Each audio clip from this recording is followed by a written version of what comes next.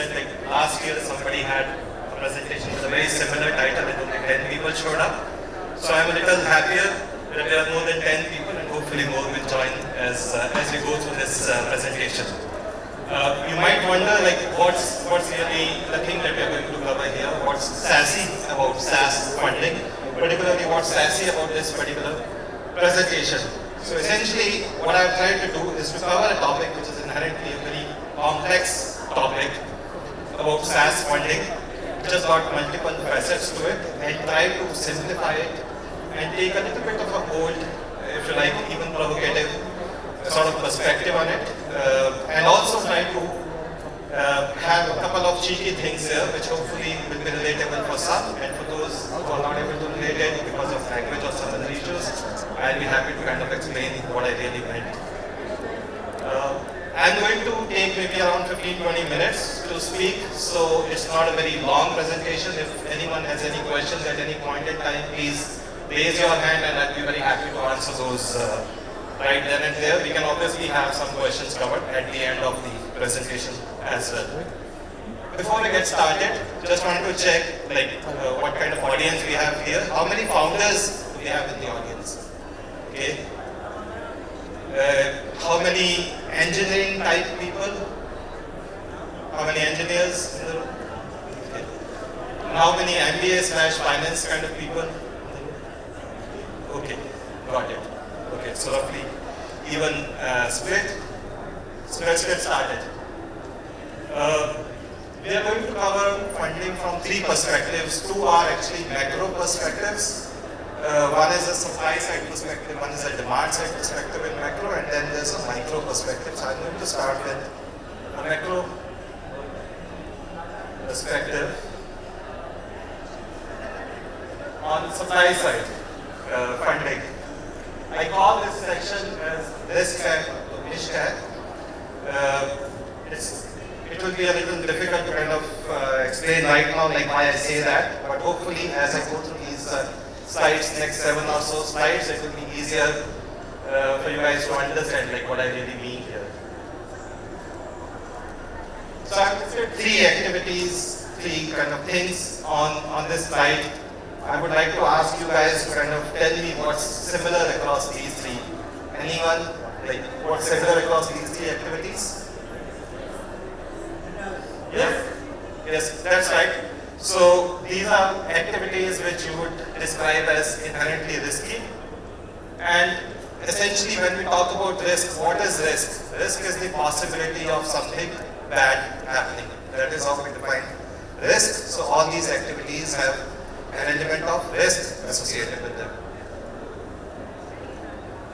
Now, why do people undertake risky activities? Because usually there's a payback associated with risky activities, and that's true for pretty much any kind of activity, including entrepreneurship.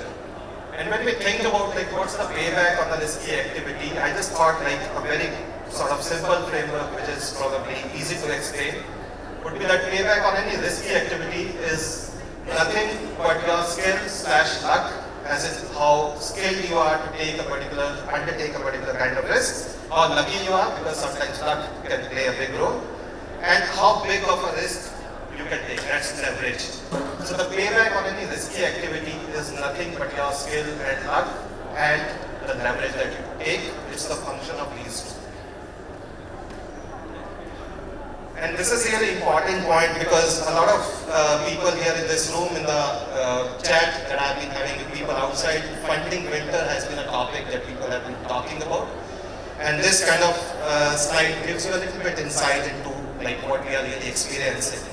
And before I get into funding winter, I just wanted to make a point here that if you artificially limit risk in any activity, what you will have is a situation where leverage becomes more important than skill or luck. Let's take a couple of examples from the activities that we had covered before. So let's think about car racing. Imagine if somehow you got a divine guarantee that no matter how bad a driver you are, so then the only thing that would matter is the quality of car that you are driving. A bigger car would stand a bigger chance of success. So in any risky activity, if you take out the risk artificially, the skill or luck becomes less important, leverage becomes more important. So that's one thing to kind of think about. Now if you think about how do we measure risk associated with economic activity, then fairly standard sort of barometer to measure that risk is interest rates. And what has happened is in the last,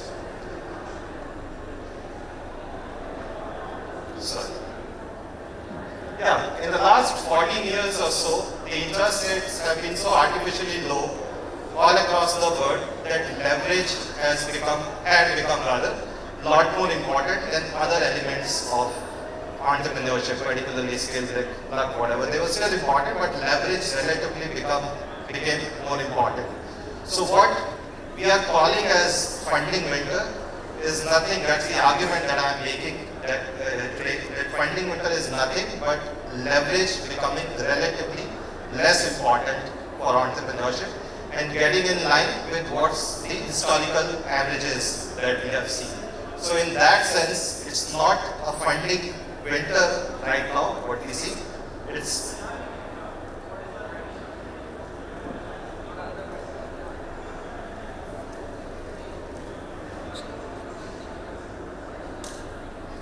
what we see right now is probably not a funding winter. It's more like an entrepreneurship spring that we are seeing because of greater systemic appreciation of risk, which is what we are seeing. Across the entire ecosystem, it's a net positive for entrepreneurship. So the first takeaway that I want you guys to take from this presentation is that what we have is not a funding winter. We should all be feeling happy about it as entrepreneurs and as people who kind of watch out for entrepreneurial ecosystem. It's more like an entrepreneurship spring as opposed to a funding winter. So that's the first thing which I wanted to cover. Any questions, thoughts from anyone? Yes, yes sir, please.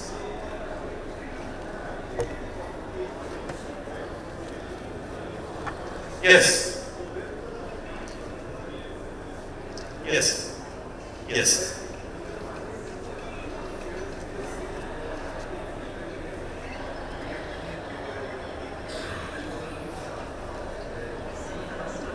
Yes, yes, absolutely. So, since you don't have a microphone, I am going to repeat your question before I answer that so that people, can all follow like what the question was. So his question is like, if there's a funding winter, and if there's a funding winter so severe that it even impacts the seed stage fundraising for startups, like where will the money come from? Because at the end of the day, you do need some risky capital in order to embark upon some entrepreneurial ventures. So first of all, what we are calling as funding winter, it's not a binary thing. It's not like there's a complete embargo on early stage, seed stage investing. What you have is a relative squeeze, if you like, in terms of the amount of capital that is getting invested in the form of equity in startups. Essentially, if you think about the impact of that, what it means like for certain companies that would have received capital, otherwise they are not going to get capital, which means probably that people have assessed those particular ideas, those particular ventures to be not requiring the kind of leverage that they need. Okay, so it could be for two reasons. It could be that whatever the skill, the capabilities that the team has, it's enough to grow it, or maybe anyway the other part is zero, so what's the point of leverage? Okay, it could be any of the two things, we don't know, but more generally like that could be there. But the other part of the funding winter is about companies which are already funded. So these are VC funded businesses, these are businesses who have raised 2, 3, 4 rounds of capital. They are not getting capital easily. One of the reasons they are not getting capital easily is because they have raised capital at a certain valuation in the previous round.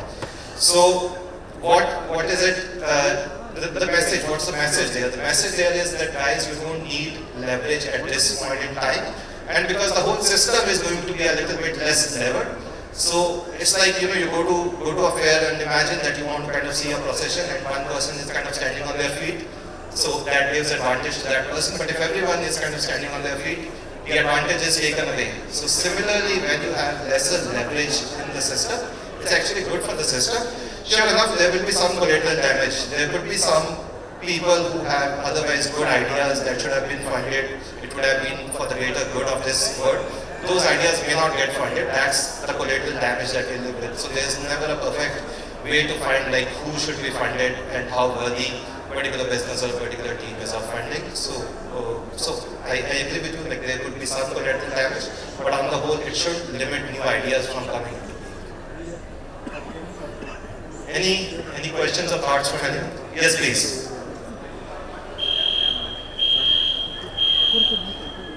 What kind of companies will get more affected, 0 to 1, or you would, like as you mentioned, later stage, B2C or Series C? Yeah, that's a good question. I think in the context of SaaS, if I want to limit my answer, then I think probably the impact is not going to be binary, as in companies not getting funded. It's more about quantum as opposed to whether they will get funded or not get funded.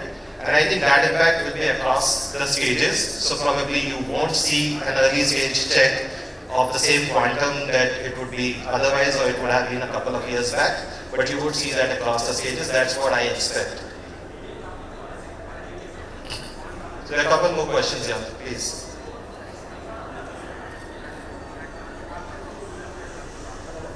I'm not sure if this has been answered earlier. What's your take on the companies which are burning money? I mean, for example, if you take Zepto, right now it's in a soup, it's just burned money out there. How are VCs or angel investors, bringing out their money back, or what's your take on this? So, while I'm not an expert on that sector, I do have something in this slide pack which is coming, I think, maybe right after this section, which kind of talks to that. If you're okay, if I could just park that question for like a few more minutes and then we'll come to that. There's one more question. Yes, please.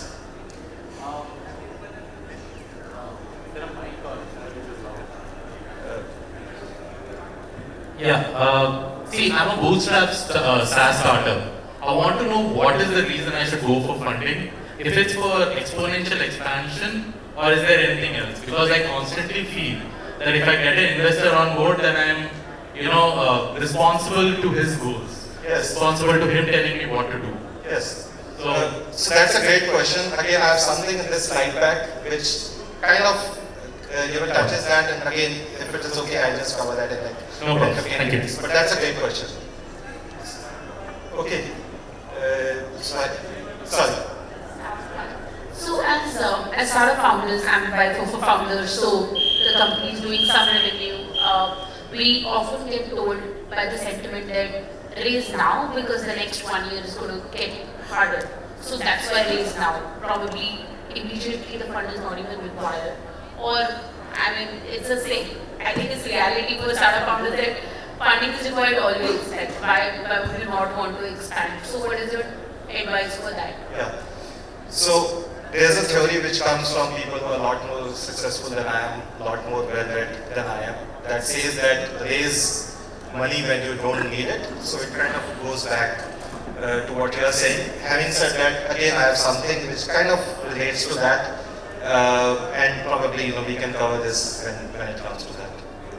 Okay, so my second section is a macro demand side perspective. So what we had covered earlier was a supply side perspective, as in the supply of capital, and this is a demand side perspective. This is going to be relatively easier and intuitive to understand. I call this one as cheap thrills. Demand side is the entrepreneur's perspective. It's cheap thrills because first of all it is thrilling to be an entrepreneur, and certainly it's thrilling to be a SaaS entrepreneur. And it's cheap because it's cheap as in it's capital efficient to be a SaaS entrepreneur. So that's the kind of thing that I'm going to cover in next slide, that from a demand perspective, how will the need for funding evolve, and it will probably, you will see some reference to what you asked.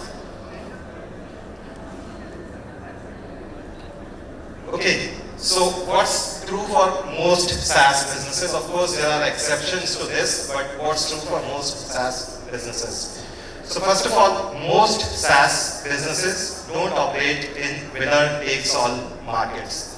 So what this means is that even with the best execution, even with the best product, even with you try to do everything right, even then you won't have sort of one big winner in a space, in a particular kind of SaaS vertical, if you like, or SaaS sub-industry, if you like.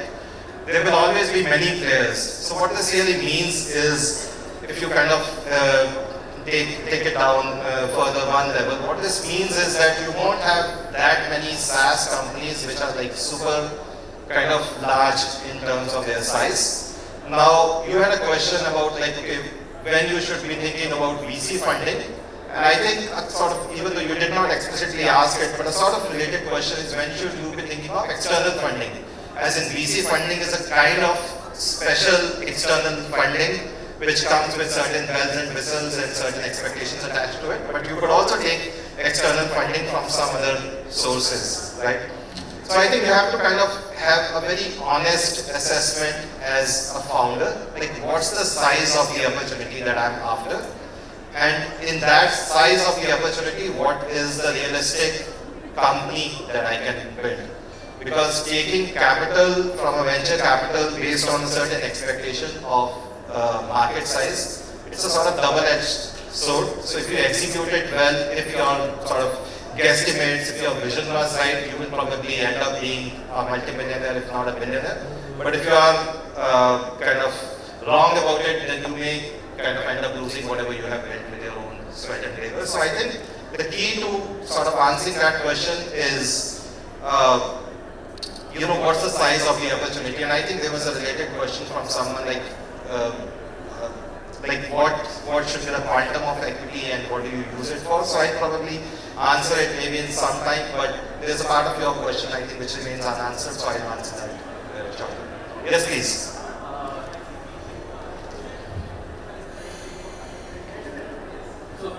Just to give more details about that question, you said we mature at, so we are very early stage and we have a revenue of 0.5 million. Yes. And we are completely bootstrapped, but we are profitable. Yes. Now, what do I choose that if I keep growing at this scale, where right now I'm at whatever, I am growing at 10x next year, why should I go for VC funding? Is it only for that 100x or is there something else? I think it depends on the nature of VCs. So VC is no longer kind of, what the VC industry was like 15, 20 years back, where, they were only looking at likes of Google, Cisco, etc. Today there are many sort of venture capital funds that are investing in businesses which are somewhat small with slightly sort of different end objectives. I think, I don't know much about your business, but a business at that size, like all else being equal, like you could do well with an equity funding of $1 million, $2 million that comes in, let's say, at a $10 million valuation. But maybe, depending on the size of your opportunity, maybe that's the only round that you take. Okay, what I'm saying here is probably is not a good idea that you raise 2 million at sort of $10 million valuation. After that, you probably invest as you hit kind of a certain ARR metric, then you raise 10 million again at a $50 million valuation, and then you raise 20 million at a $100 million valuation. Because that kind of trajectory, that kind of, when you raise that kind of capital, it may not be worthwhile for founders, because when you raise venture capital, it comes with certain expectations, liquidation preferences, etc. If the size of the opportunity is not so big, then you are not going to benefit personally from that. The business might still be successful, but also what happens is, as founders, once you come to a realization that, look, it's not going to, it's not just about money, but at the end of the day, it helps sort of keeping people motivated. But imagine a founder comes to a realization that, okay, whatever their stake is in the business is worth nothing, then it can be pretty sort of demotivating for a founder. So what we are talking about here is not a sort of value judgment that this is bad versus this is right. It's also somewhat quantitative in nature, like how much is good.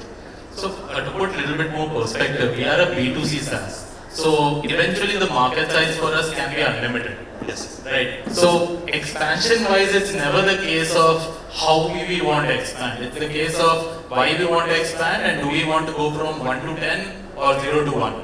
Yes. So since we are bootstrapped and profitable, I request you to suggest me when should I go for a venture capital. If you are a B2C SaaS, if you feel comfortable in your product, if you think that you have a global market, I think you should go for venture capital funding.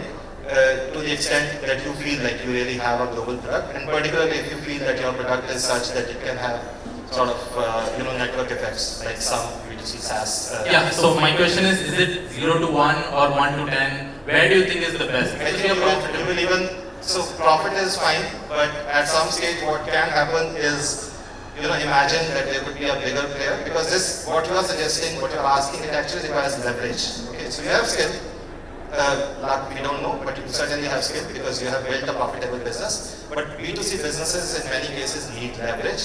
And one of the things that you want to kind of make sure that doesn't happen to you, that somebody else, just because they have a bigger leverage, so to speak, they come and they kind of gobble up whatever you have. Market share, and essentially you become irrelevant, because at the end of the day, leverage also counts. So I think for a B2C SaaS business, it would be a good idea to get somebody who's really good, smart capital on the cap table. I think that would be a good idea. Understood. I just had one more question because I have the mic. Is profitability a better thing than idea? Do you understand my question? Like right now the funding winter is risk averse. Funding winter is not, again, I believe it's happening not because of leveraging, but rather to be risk averse. Right? But there are still 1%, 2% funding happening for risky plays.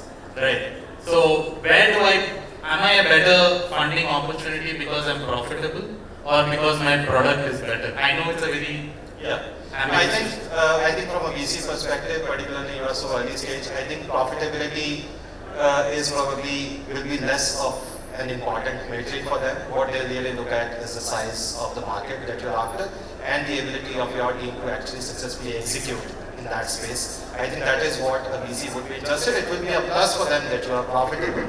But you shouldn't be profitable at the cost of having something fundamentally in your DNA which kind of will stifle your growth when it comes to that. So the profitability has to be for good reason. Okay. So moving on to the second point. So the first point was most SaaS businesses don't operate in winner-takes-all spaces. So that's an important thing, particularly because I think somebody asked a question about Zepto. Zepto is one example, but I think in general what happened is there was this book called as Blitz Scaling, which came from the guy who created LinkedIn. So I think and that book was a really good book, but it was in a particular context. So there are spaces which are winner-takes-all spaces. There are spaces which lend themselves to blitz scaling, but they are far and few. In general, that's not a playbook that can be applied to SaaS businesses, and it's very important to kind of think about it. Most SaaS businesses, very well run, very well executed, will mature at 20 to 50 million ARR, and that's why you should be careful in terms of what's the quantum of equity you raise in order to get to that size. And the third point is really important, particularly in India. We have so many good sort of ecosystem sort of participants or enablers, whatever you want to call it.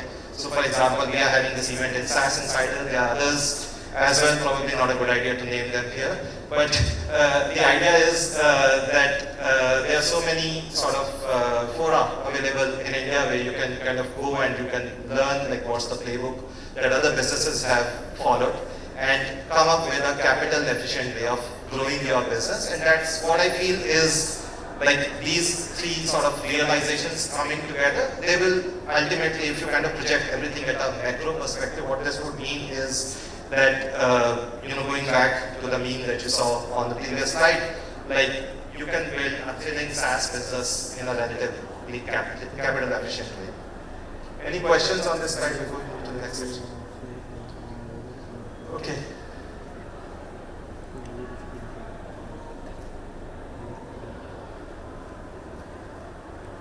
Okay. So this is the third one. This is micro perspective, as in the perspective at an individual company level. What we have done before is to take things at sort of individual level and kind of project it at a macro level. This is how an individual company should be thinking about funding. I call this Kayamat se Kayamat tak, and for those of you who don't understand, this is from one momentous occasion to the other. I think somebody had a question around raising seed capital for their business. And then just before this session, we had a session which was around IPO. So the next slide kind of talks about it. So the journey, if you like, is dilution from one dilution to the other. Most businesses will start their life with a dilutive activity, with a dilutive sort of event. That event being raising seed capital from a VC, from friends and family or someone, right?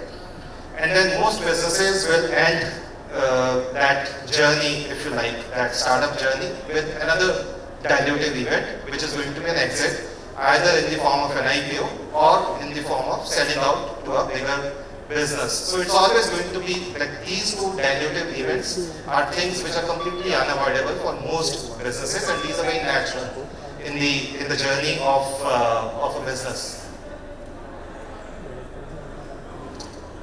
But what is it that you can manage and what is it that you should be looking to do? Success is really optimizing the path between one dilutive event to the next dilutive event.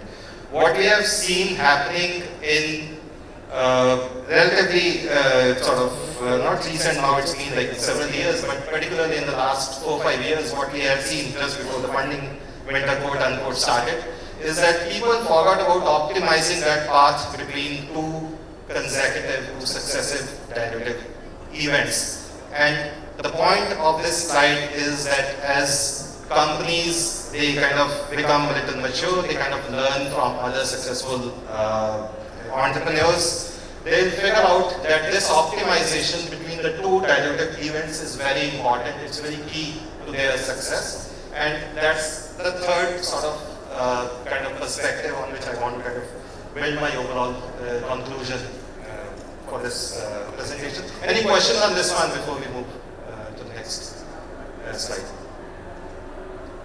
Okay, there's none. So, what does it mean if I bring it all together? Like, what's the conclusion here?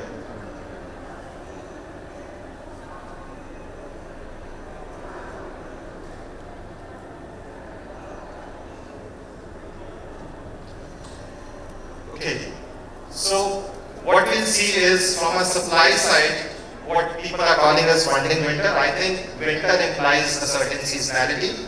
Winter usually lasts, like depending on where you are, 3 months, 4 months, 5 months. It's been a little longer than that we have had slightly sort of reduced supply of risk capital. I think more than seasonality, what I believe is what we are seeing is readjustment. And I think it will be a somewhat of a kind of sustained trend. So it's not something which is going to go away in the next 3 months, 4 months. Of course, it will not remain as constricted as it is probably as we go into the next year. We'll see more deals happening. But I think it will be a while before we go back to the kind of free-for-all party we saw during the pandemic. So that's one. The second one, from a macro perspective, is that a lot of businesses will realize, I think somebody had a question on Zepto, and that's a different business, we shouldn't be talking about it in SaaS conference, but like within SaaS businesses also, like there are businesses that have taken a lot of leverage, and leverage I'm using here very loosely.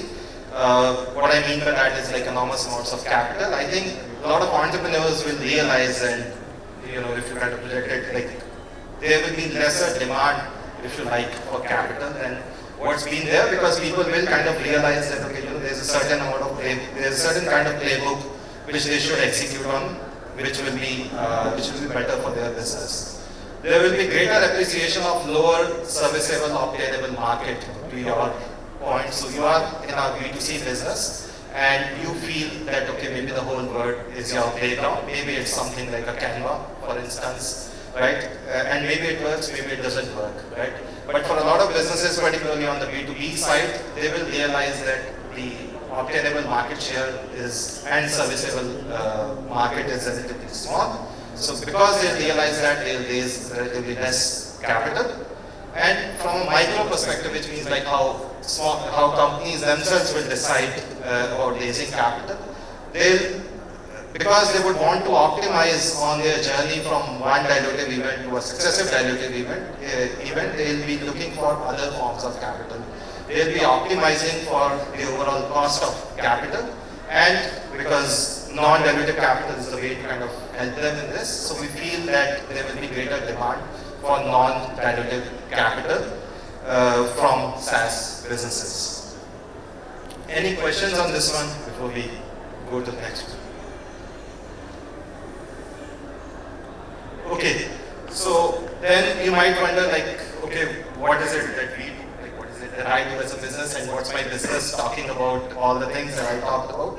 So here's a slide on what we do as a business and how we serve B2B SaaS companies. So I'm a co-founder at a company called as Efficient Capital Labs. We provide non-dilutive capital to B2B SaaS businesses. And it's 100% non-dilutive, as in we are different from venture debt, the way they would operate. It's non-dilutive completely, which means there's no element of dilution whatsoever through warrants, etc.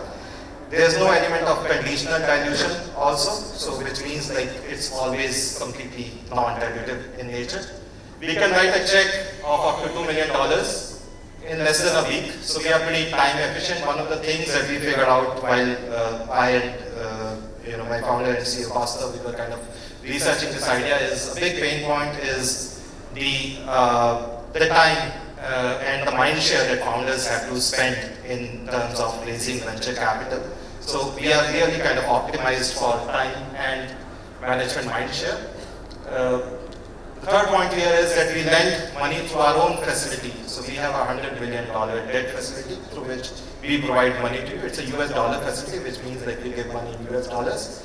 And most SaaS companies in India, they are incorporated as Delaware C Corps. So we work with the Delaware C Corps of these companies. And we have served 50 plus SaaS companies so far.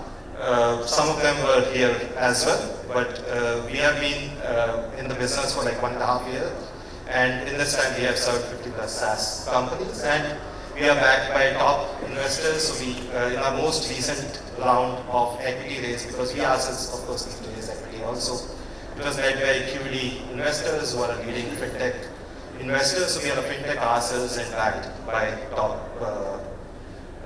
top investors. Any questions on this? Right? Yes, sir. Please. How are you different from regular clubs of the world? Yes. So that's a great question. I'm not sure if everyone heard that, or maybe they did. I just repeat it. So the question is like, how are we different from regular clubs of the world, right? So we are not a platform, if you like. We are not like an Uber of funding where we connect supply with demand. We are the supply ourselves. So that's one differentiation. We are focused solely on B2B SaaS vertical, so we don't go after other sectors. Our product is a US dollar denominated product, which means we provide capital in US dollar. And a derivative of that is that it's a US based product, which means like all the money movement happens US to US. And just sort of, if I could build on one of the points, because we are not platform, one of the things that we can do is we can kind of assess and answer somebody's need for funds relatively fastly, relatively accurately, and with conviction. So because we are not kind of dependent on somebody else agreeing with it, which means also, I think one of the things there is the time as aspect of it, how long it takes. So that also makes us a lot more time efficient. Yes, please. What would it mean in terms of cost of capital for a founder? In terms of cost of capital, what it would mean is essentially like our product, the way it is priced, it's actually there on our booth as well, so we kind of are very transparent about our pricing. We charge 75 bips to 100 bips of the money that we lend. What this means in simple terms is if you give somebody $100,000, then they'll have to return that $100,000, and in terms of fee, they'll have to give us an additional fee of $9,000 to $12,000. So in total, they return, like they take 100K, day 0, day 30, based on what it is, let's say an example, like it's 10%, so they'll give us back 110,000 divided by 30. So over next 12 months, they pay us $110,000, and there's no dilution that happens as a result of it. But I think if I were to kind of extend your question a little further, like what does it mean in terms of cost of capital for a founder, then one of the ways to interpret that question would be like, what does it mean in terms of the cost of capital for the business that the founder is running? In general, whenever you raise non-dilutive capital, regardless of the source, so even if you go to, for example, HSBC, or if you go to Recur, or if you go to Club, doesn't matter. In general, equity is the most expensive form of capital. Generally speaking, non-dilutive forms will have the impact of lowering your cost of capital as a business. Manish, so for the dilution, they see market size, team, and a lot of things. What do you see for non-dilutive capital in B2B SaaS companies? I'm sorry, I don't get it. How do you make decision that how much money you wanna lend to the business? That's. I guess I should have covered that in my slide back. I think one thing that I didn't cover, I thought it was somehow obvious, is like we are a revenue-based financing product, which means that we lend to businesses based on the revenue that they have. So whatever money we give to our client would be a fraction of the revenue that they're getting. So let's say if somebody is making 100x as a revenue, typically we'll give them something around 40x or so. So a fraction of the revenue that they're having. Any other questions from anyone? Will it require us to incorporate in US? I'm sorry, sir, I'm not able to follow you. Will it require us to incorporate in US? At the moment, our product is a US-based product. So yes, we require you to have a legal entity in the US because we can only work with that. Not just a legal entity, of course, a corresponding bank account as well.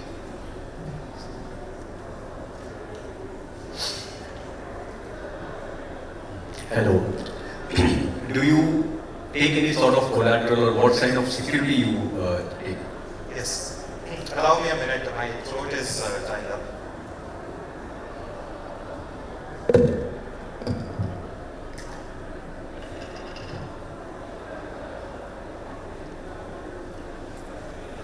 So the product that we have is a collateral-free product, which means like we don't take any collateral.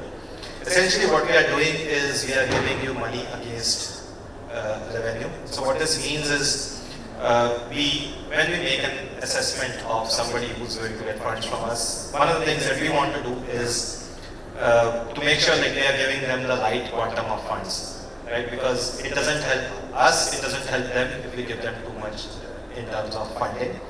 So essentially, like I said, like it's typically like 40%, it's a 12-month product. So essentially what we are looking to do is to make sure like at the time of approval, like we give to businesses who are likely to return those funds. Now what you said, it may materialize in a couple of situations, right? I mean, because of all kinds of reasons, like there's businesses are unable to pay the funds and so on. So it's still not a collateral-free loan, collateralized loan, but what we ask for is essentially, we'll work with founders in such situations to make sure that if we'll understand, like, is it about willingness to pay, is it about ability to pay? To the extent that it is about ability to pay, then again, it's in our interest to kind of work with founders. And we do have some things in our contract which kind of prevent us from situations where there will be some sort of malicious intent behind not paying the funds. We still, it's not any kind of collateral though, because it's very hard to kind of make use of any collateral that SaaS companies have. So you are fully seasoned. I don't know. We have only been like a couple of years. So my founder and CEO, he's a very seasoned guy. He leads our risk. So yes, as a business, I think we are a lot more seasoned when it comes to taking decisions around risk and underwriting. But we learn along the process. I'm sure that we'll make mistakes and we learn from them. And if we take funds from you, so will it stop us from taking funds from any other company like yours, or like it's a sort of hypothecation or something? It's not a sort of hypothetication, but that's a great question that you ask. Essentially, it depends on the situation. So just so that everyone understands our process a little bit. Imagine there's a business that has $1 million in revenue. The first thing that we'll do is when we receive application from such a business is to calculate what's their quote unquote debt capacity. How much debt that business should take, which is prudent level of debt, right? The next thing that we calculate is how much of that debt capacity is available. So it's not like whatever is the debt capacity, we'll kind of serve that. It also depends on how much of that is available. So maybe if it is 400K is the debt capacity and 200K to 50K has already been utilized, then we won't give 400k, we'll only give 150k. So it depends like what happens, what the business intends to do with additional sort of capital and where it is coming from.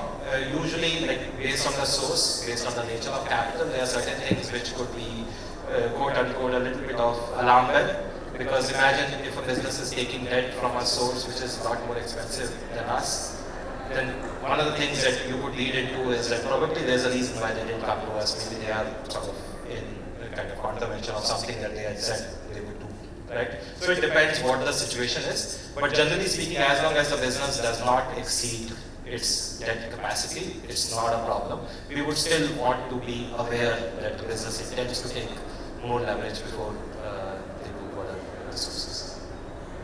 Can I ask one more? Yes, please. See, we are the company. We cannot do what we are doing is we cannot do a product at a small scale and show the revenue to investors or validate the concept and all. We can do only big, means we are engaging with different countries. Yes. So only option we have is we can limit the number of countries we can do at the beginning. It's not like we can do a part. We can do with small countries, but we'll have to do a big way only because if we are going to do with a full country, it is a big product.